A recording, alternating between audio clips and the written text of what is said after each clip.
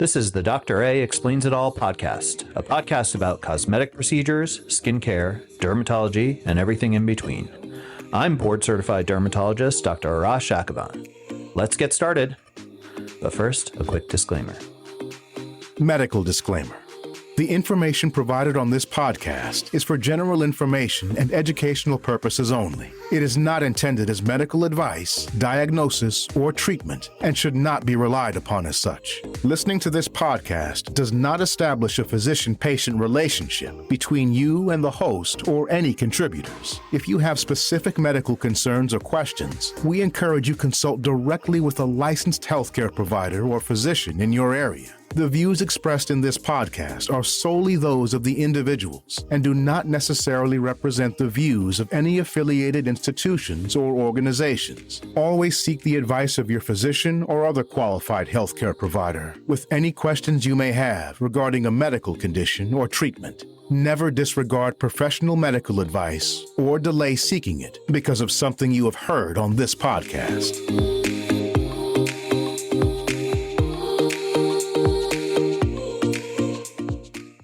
Hey everyone, welcome to the second episode of our podcast. Today I'm joined by Alyssa Di Benedetto, who visitors to our office know very, very well. She's my first ever hire at the Dermatology and Laser Group. Been with me since day one. She's the director of operations here at the Dermatology and Laser Group and our cosmetic coordinator. A lot of our patients and people who email and call the practice know Alyssa very well.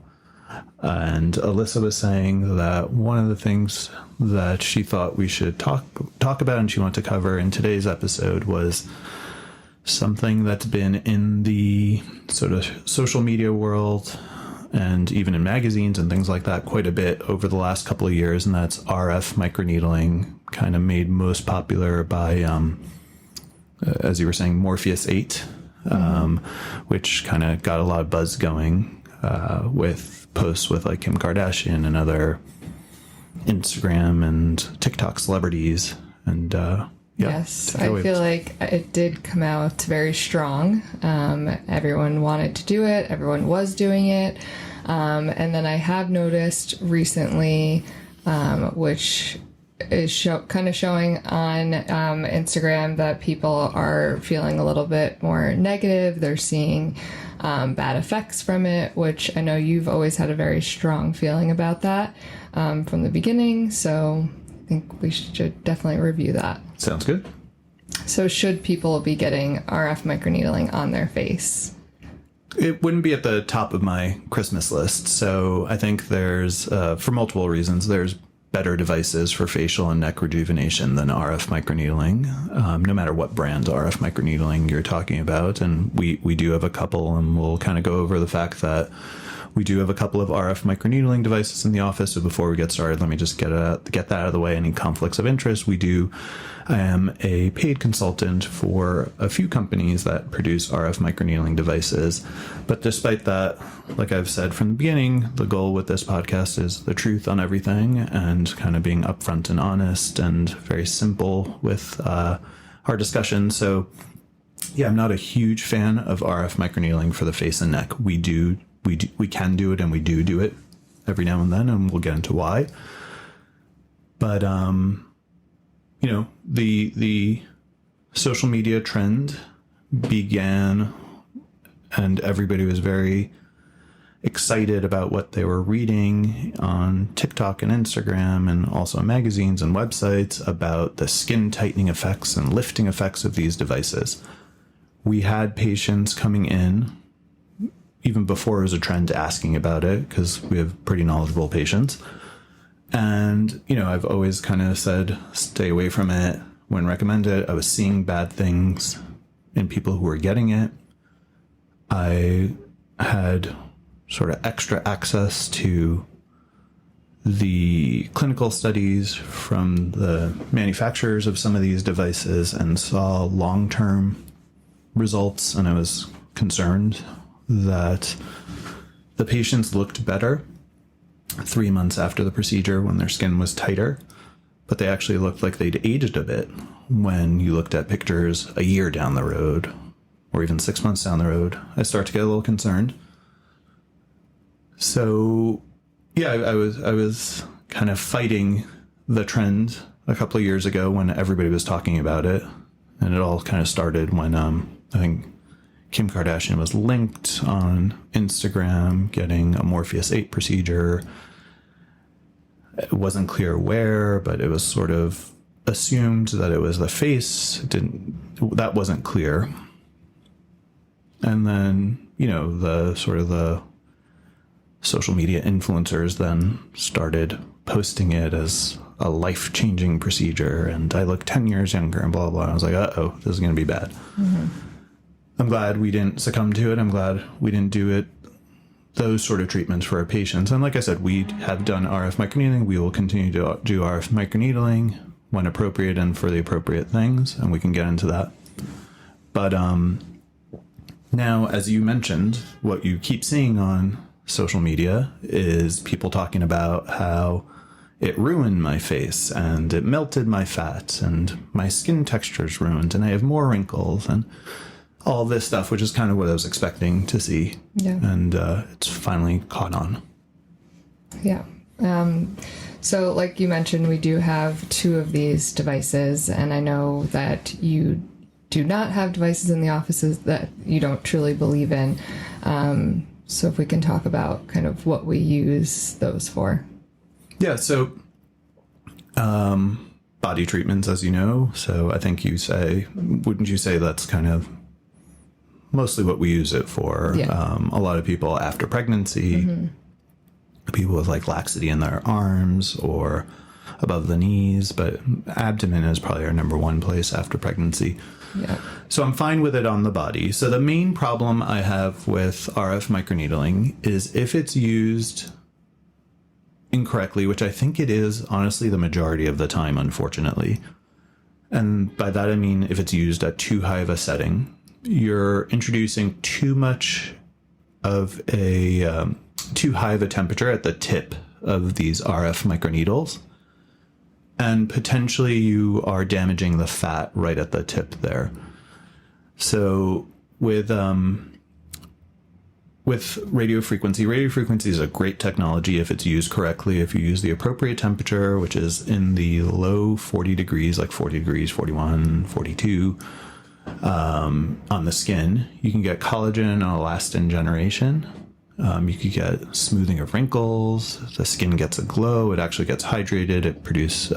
They can cause an increase in hyaluronic acid production, so the skin looks hydrated, looks and feels firmer. I love traditional radiofrequency. When you're doing it with microneedling, the way it works is the tip is very, very hot, and then as you get away from the tip, it's a little less hot. If you get above 45 degrees Celsius, you can actually permanently damage fat cells. And that's not something you see right away. So the fat cell first dies, and then it sort of slowly empties and dies off over the course of a few months. And it's absorbed. So, that worries me with the way most people are using RF microneedling. We will use it on the body, if on somebody's abdomen, because if we lose a little bit of fat, if we're using it at the strong settings, that's still okay. And we'll use it anywhere, as long as the temperature is really turned down. The one thing that patients then need to be aware of is then don't expect a skin tightening, a profound skin tightening, or certainly not a lifting effect or anything like that. So, that's why I say it's not my favorite device for face and neck rejuvenation, because we have better things. We can use it if it's a convenient thing to use. Or very rare cases, like if you want to eliminate a little bit of fat under someone's under their lower eyelid, mm-hmm. we can actually use this side effect to our benefit. But, we use it judiciously in the right places, right time. Yeah. For the right person. Yeah.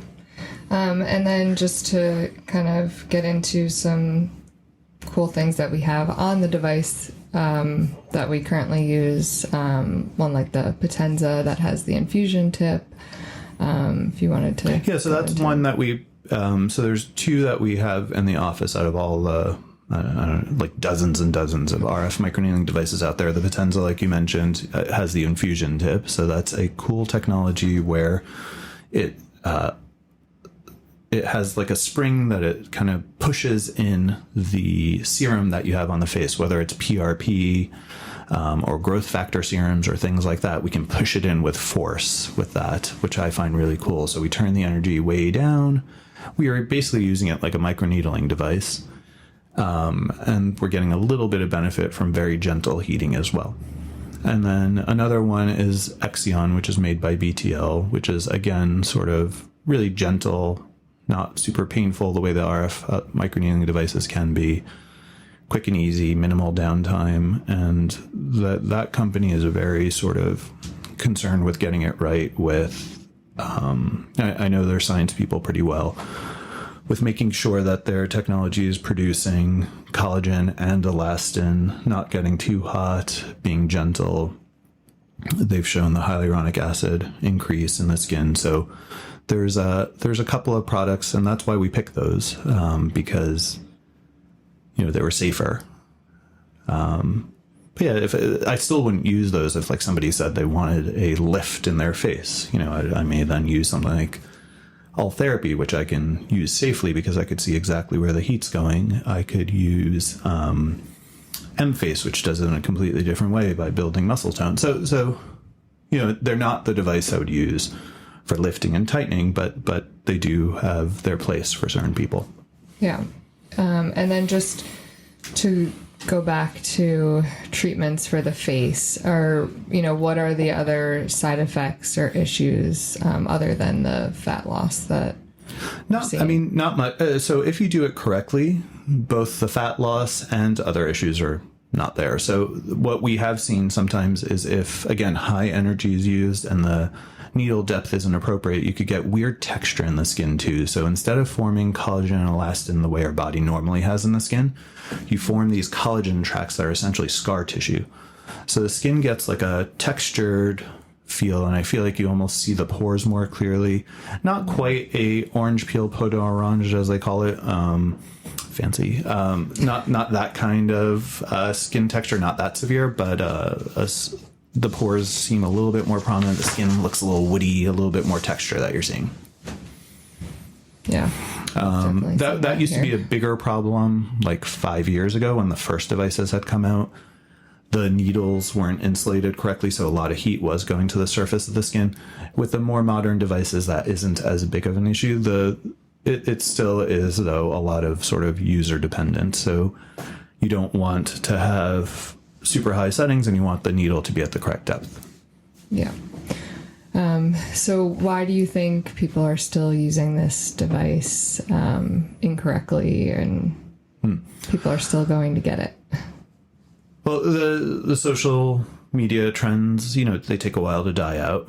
And then, more important than that is the fact that when these trends started, we had a lot of pressure on us as providers to provide this for our patients, supply and demand. Patients were demanding it, and we need to supply it. And a lot of doctors, med spas, and other sorts of clinics ended up buying these. And some, it's their only rejuvenation device for some clinics, and they've spent $100,000 or something like that on these devices. And that's a big investment, and you need to use it to make your money back. And you unfortunately have a lot of people just using it for crazy things, like inappropriate things that it makes zero sense for, like acne scars or things like that, where there's so many better devices like microneedling alone or lasers. Mm-hmm. And it's kind of that when all you have is a hammer, everything looks like a nail sort of expression. So people have bought these devices, they want to use them. Oftentimes, in a lot of med spas, it may be the only rejuvenation device that they have.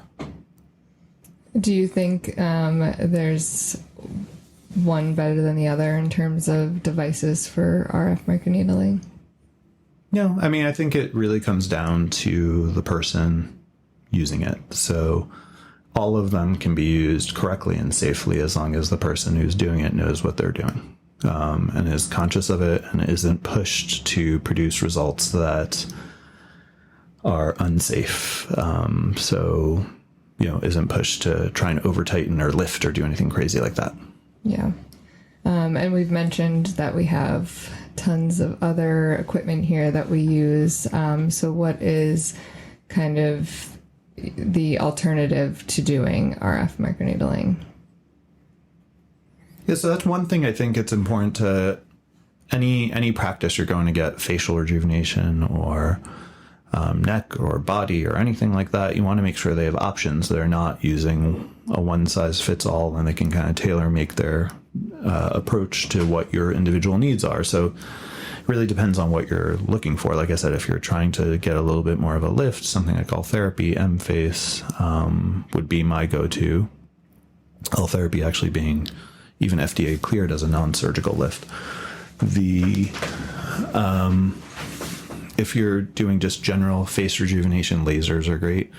RF alone, strangely enough, is great, and microneedling alone, strangely enough, is great. So if you take those two components and separate them, and we do this for some patients who really have, their friends got RF microneedling and they really want it, we say we can do it really light with our RF microneedling device, or even better, we can separate out the two. And the reason it's better, so RF devices like Temperature, Thermi, things like that, they're wands that are like massaged on the skin, and they are very precise. Within milliseconds, they can measure the temperature. So whatever energy they're putting in, they can measure exactly what temperature your skin's at, so it can never get overheated.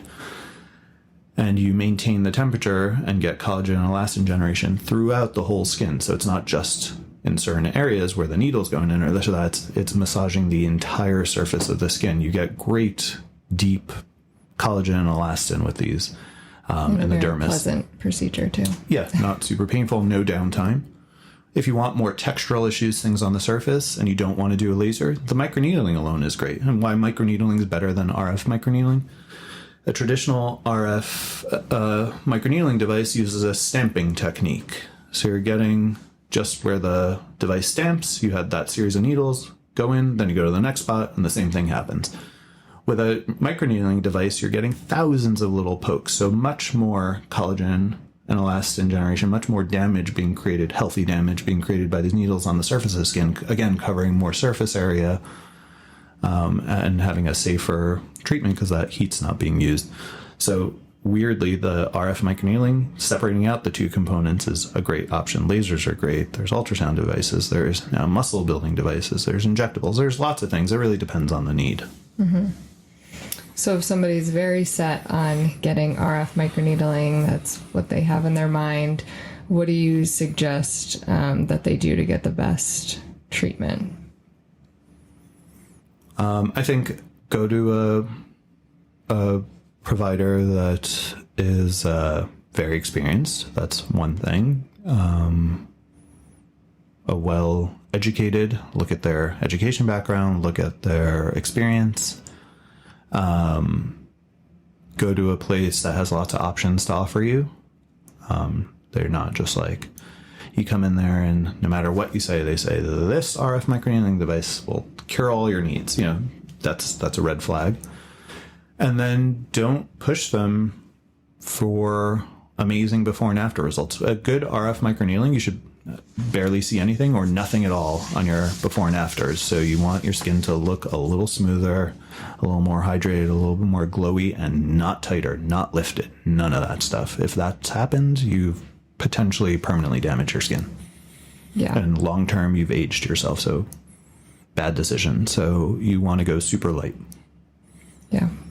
I feel like that's one thing that I've learned working for you for all these years, that, you know, just going slow into a treatment, doing lighter treatments, in the long run, you're going to get the better results, you know, and sometimes you may need something stronger, but for most just cosmetic concerns or aging, we'll do the lighter options. Yeah, I mean, I think that's probably best with almost everything, even like surgical procedures that plastic surgeons do. You know, taking a less is more approach is definitely our way, but I think it's the right way.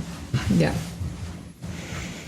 All right, so switching gears now, for this week's review of TikTok and Instagram trends, I wanted to talk about collagen supplements, something that patients will ask a lot.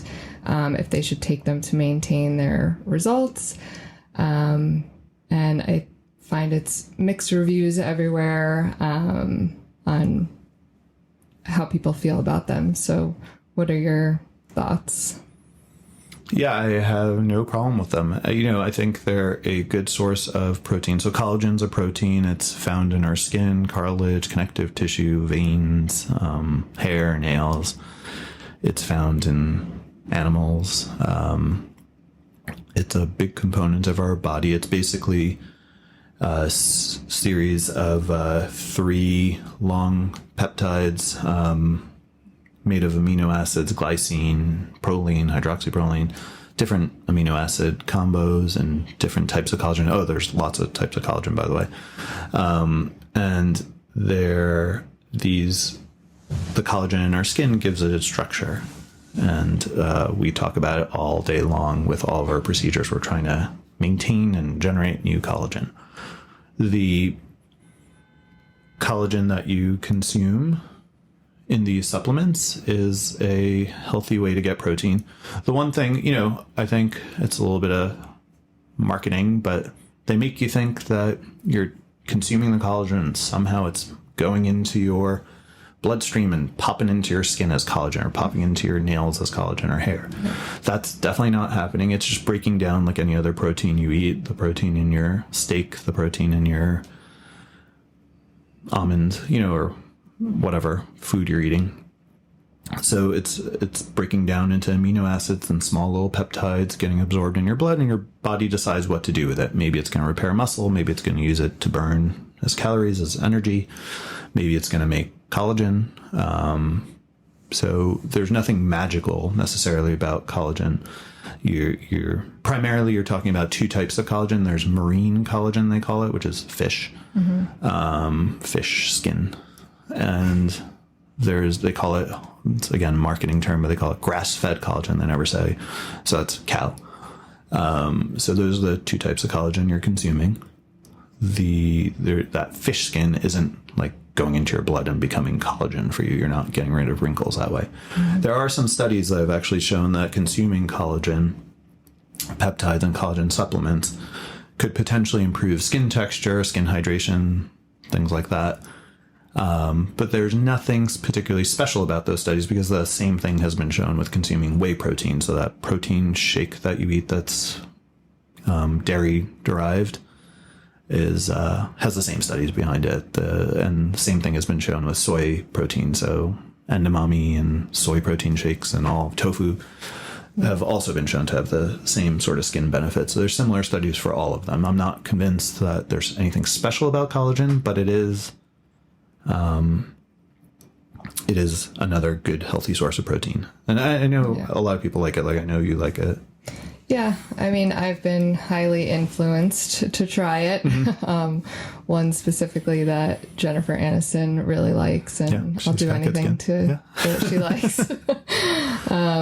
And what's nice about it is it just dissolves in anything you want to put it in. So that's what I found about it, actually.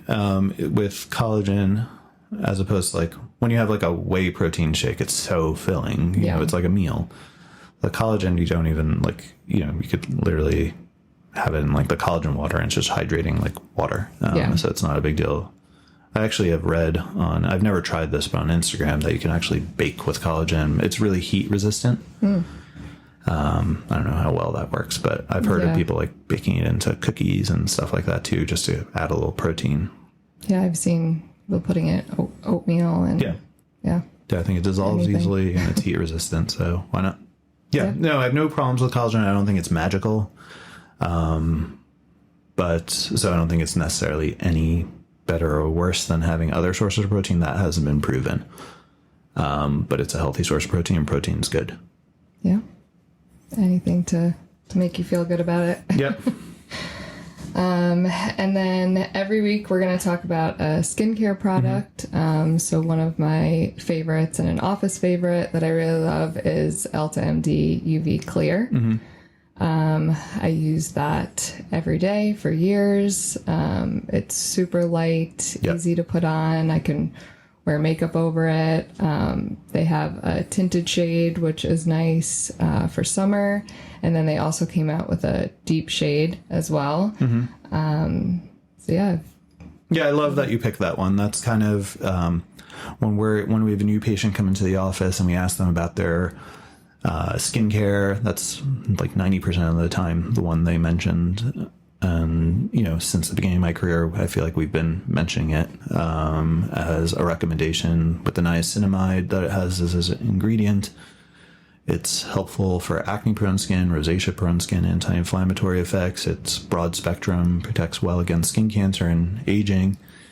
It's lightweight. People like it. Like you said, the 3 different tinted and 2 different tints and 1 untinted, so 3 different varieties of it.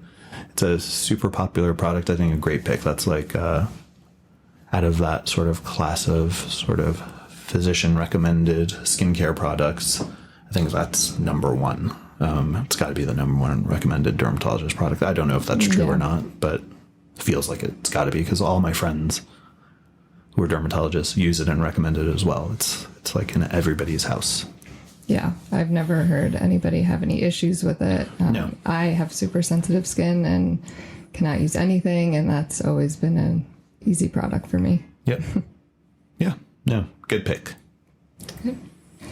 All right, well, that does it for this week, and we hope you all enjoyed. Make sure to follow and review our podcast. Reach out with any suggestions. We loved hearing from all of you last week. And yeah, we've been getting a lot of people DMing and filling out our contact form. It's been really cool. I like the feedback. Thanks. Yes, of course. All right. Thank you. Thank you so much for tuning in today. If you enjoyed this episode, please make sure to subscribe to Dr. A Explains It All on your favorite podcast platform. By subscribing, you'll never miss an episode, and you'll be the first to hear about our latest discussions on skincare, cosmetic procedures, and more. And if you found this content helpful, we'd love for you to leave a rating or review. It really helps us reach more listeners like you. To learn more about our podcast or to send us questions you would like answered on here, please visit our website at drapodcast.com. That's drapodcast.com. To see us as a patient at our New York clinic, visit us at dermatologyandlasergroup.com.